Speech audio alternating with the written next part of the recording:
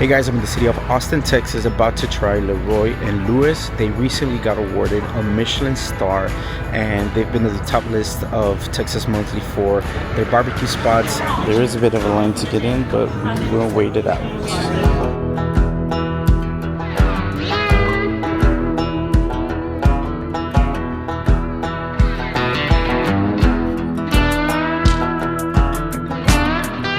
So we've made it inside. We're probably looking at about an hour line. There's still a line inside, so there's a bit of a line outside. Once I made it inside, I saw there was a longer line. So we're looking at about maybe an hour. We did get to see the owner step outside and just talk a little bit about the menu. It was more of a general thing, him talking to the crowd. So I am trying to see if I can get just a super quick minute with him, but my name is Evan LeRoy. I'm one of the owners and the pitmaster here at LeRoy and Lewis Barbecue in South Austin, Texas. There's a lot of places in Texas you can get traditional barbecue. Being in Austin, we like to keep it a little bit weird. We also like to source everything locally. All of our animals that we use for our barbecue are sourced from local ranches and farms, and that informs our menu. So it's not like we are getting all these local cows and having just brisket all the time and pork ribs all the time. We only bring in half hogs, so we got to butcher everything that we want to serve for the pork. We like to mix it up and try to find that new Texas barbecue cut. A few years ago, we focused on beef cheeks. We decided to smoke them like a brisket, cook them in a confit with all the extra brisket fat we had around, and they came out to be luscious and tender and delicious. We started slicing them up just like a brisket, and they kind of caught fire. We've done the same thing here with cut from the shoulder quad called flat iron.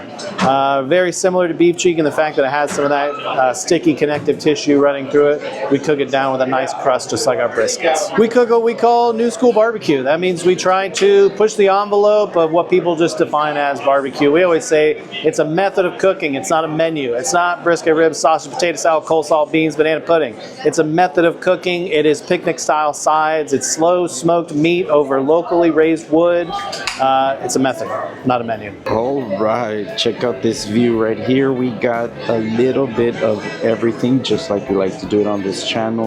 So this is our main plate right here, and for the sides I went with the Kale Caesar Slaw. It looks so good. It's fresh, man. I can't wait to try it.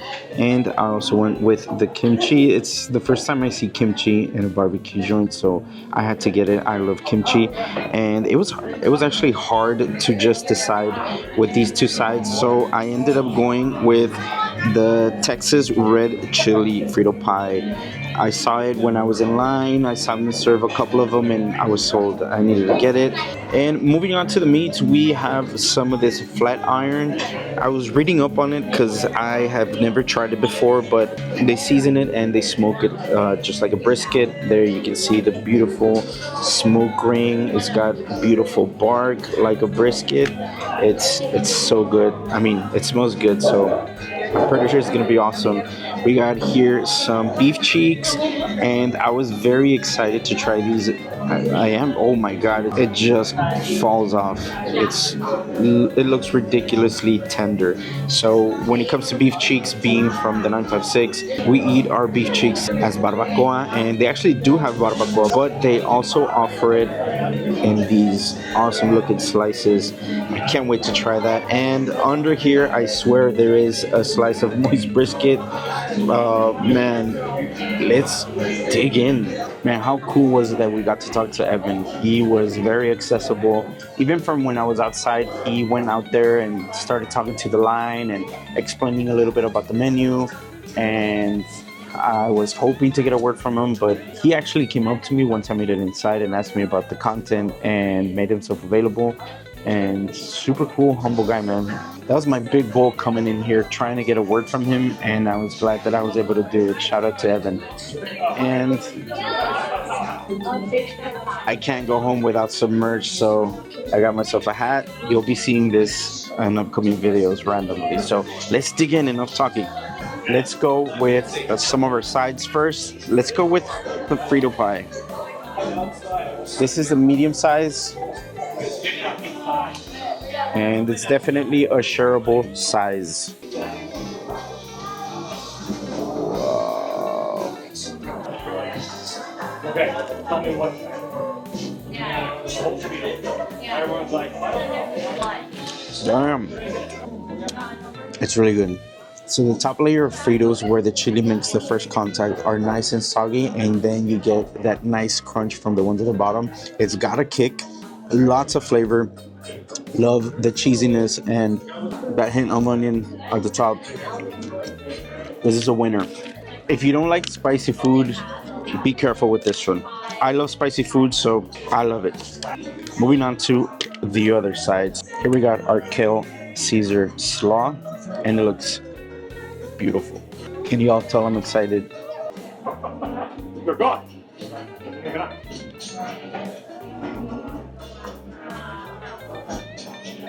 Very interesting. Like it says in the name, it's a Caesar slaw, kind of a mix between coleslaw and a Caesar salad. It doesn't have the sweetness of your typical coleslaw, but it's very, very good. Now let's try our kimchi. Never thought I'd find kimchi in a barbecue joint, but I'm glad I did.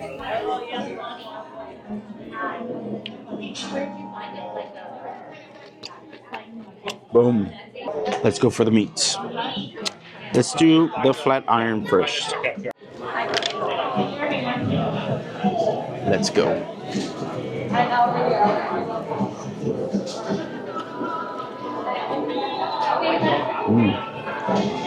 Delicious. So it is smoked like a brisket, but definitely has a different texture. Not as tender as a brisket, but still very tender. And man, that bark, you saw it, it's beautiful. Very smoky. I would want to eat this on a tortilla, just make like a badass taco with it. Hell yeah. Okay, this is a marathon, so let's move on to our next meat. This is the beef cheeks. These are the beef cheeks right here. Again, beautiful smoke ring, beautiful bark. This one right here is gonna have all the flavors, so let's try this one.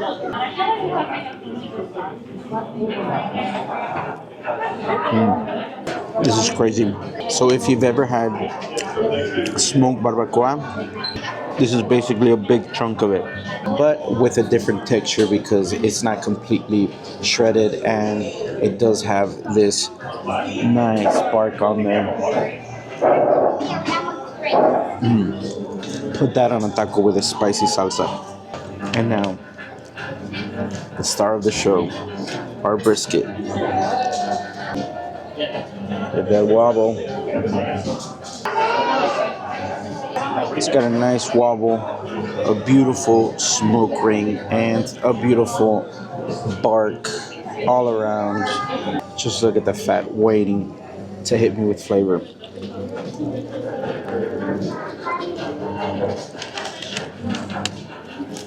Amazing texture. Everything you want in a bite of brisket is there. They deliver. It's got the smoke, it's got the pepper, it's got the salt. Put that on a taco.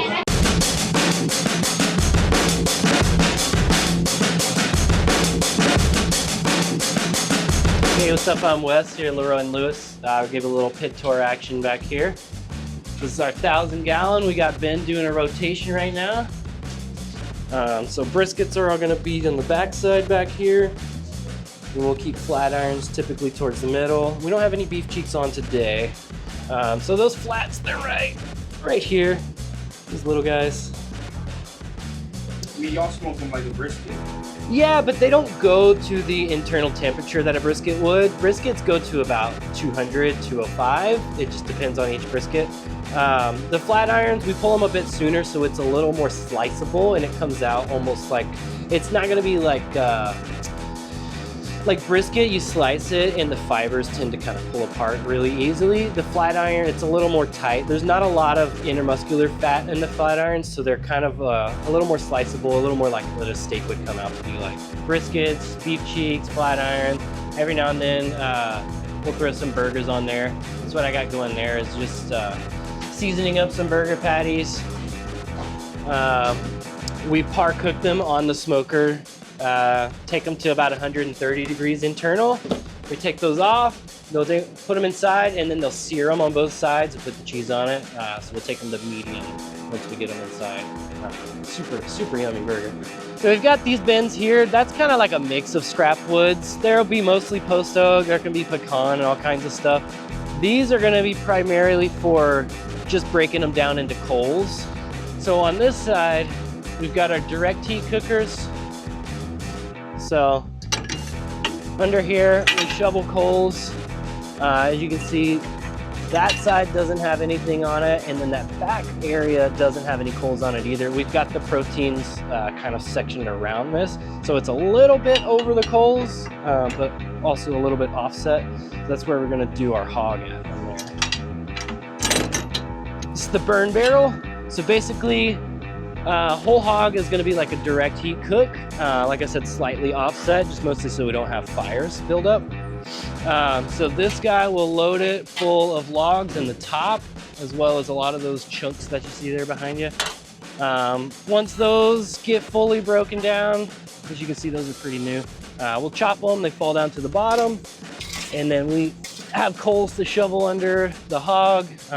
We'll do half chickens out here right over the coals.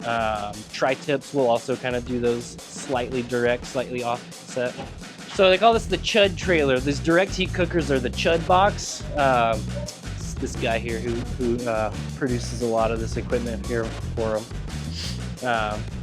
So we've got two inside of here. This one's not currently being used. It's the back side of that firebox. Watch out, it's very hot. So we've got some pork pieces on here. So we've got a chop rack. There's a little baby shoulder here, and there's two middle portions that got some ribs on them. Basically, we're gonna cook them to about 160, 170 internal temp. This one should be pretty close, 155, 160. So yeah, that one's about ready to get panned up. So these are actually gonna come from the butcher. Whenever we get a pig in, they're gonna break it down into the sections. The reason being, it's whole hog. We're still smoking the whole pig, but it's a lot easier to isolate separate or like muscles. So shoulders cook with shoulders, middles with middles, racks with racks. That way, just as those are ready, we can pull them off, and you don't have to worry about overcooking or undercooking certain areas. And then yeah, we just like heavily salt this skin layer on here, which this one's about ready to come off. So these ones here are just a couple pork butts without the skin on them. But any of them that have skin that's usable, so every now and then it just depends, you know, every pig's different. So we just put salt on top, like a very heavy layer of salt. You can see it'll break off and kind of make these little sheets after a while. But we're just gonna pull that skin right off. Whew. And then we're gonna take those inside, and those will get turned into chicharrones. Nice. So it's basically gonna be like a reverse sear on our steak dinners. We have these trays set out for those here. So we're gonna smoke them at about 200 degrees until they reach about 115, 120 degrees internal. We'll rest them from there. We'll take them inside, and then they'll go on a wood fire grill to sear and get that crust nice and set on there. And then the last trailer we have here, this is like, they call it rusty, obviously, because it's very rusty. It is not nearly as an efficient smoker as the other ones. But right now we've got bacon ribs going right here. So basically we're gonna cold smoke the whole slab of belly. So with those pigs that we get in, they take the belly section off and then leave the baby backs attached to the belly. That's gonna get cured for a couple days, cold smoked, cool it down, slice them into these portions, and then they get seasoned, thrown on here, and we're gonna smoke them all day till they get nice and tender. They'll get a little glaze on them and then wrapped up and then into the warmer overnight. Very interesting. As far as I know, nobody else is doing a bacon rib like that kind of stuff.